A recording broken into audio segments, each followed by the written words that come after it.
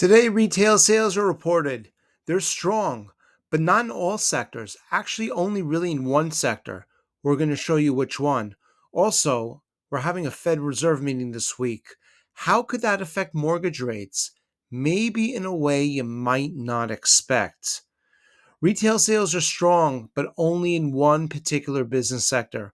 We can see the retail sales overall, the number is increasing 616,000. That's actually in millions, but it has been on a steady rise to the upside over the past couple of years. Certainly a lot of strength in the sector, but not in all components of retail sales.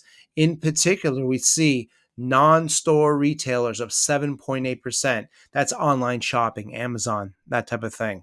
Retail sales for gasoline stations down 6.8%, a huge disparity.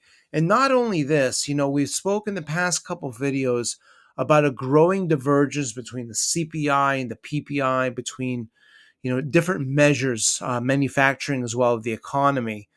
And it really is quite a shocking difference between the growth in non-store retailers and the decline in gasoline station sales. Now, gasoline station sales, no surprise, gasoline has been on the decline over the past couple months or so. Certainly, that is a contributing factor. But we can see overall in green, non-store retailers to the upside, gasoline station sales to the downside.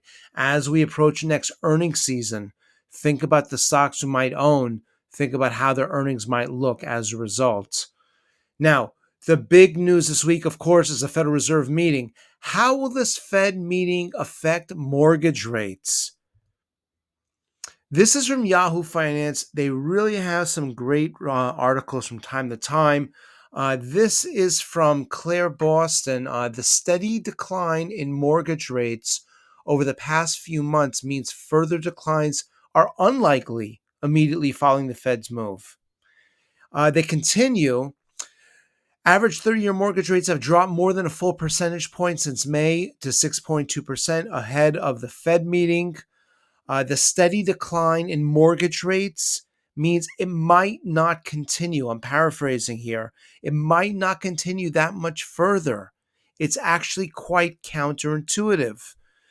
We have a lead economist over here from Redfin that says mortgage rates could even rise slightly in the coming months. Again, a counterintuitive outcome to many consumers. If the Fed ends up cutting more slowly than expected, you see mortgage rates may move in anticipation of a Federal Reserve decision. But if the Fed doesn't give the mortgage market what it's expecting, maybe mortgage rates might bounce. Continues here, there's definitely ample risk for the Fed to really disappoint here and for mortgage rates to move up a little from where they are now.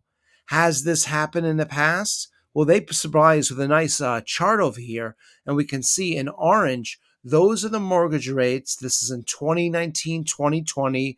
It declined precipitously before that blue line, which is the Federal Reserve interest rates, before they actually cut rates.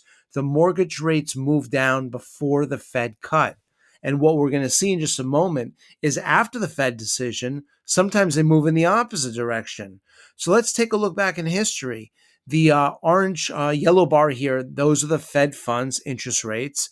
The gray histogram bars, that's the 30-year mortgage rates. And we can see here in mid '07, we had a 6.73% mortgage rate that declined down to 6.3% before the first Fed cut. Again, mortgage rates declined before the first Fed cut about 40 basis points. That's not an inconsequential number. Now, this moves in the opposite direction as well. We can see here 2015, 2016, we had almost zero interest rates for several years. And then all of a sudden, mortgage rates climbed from 376 up to 393.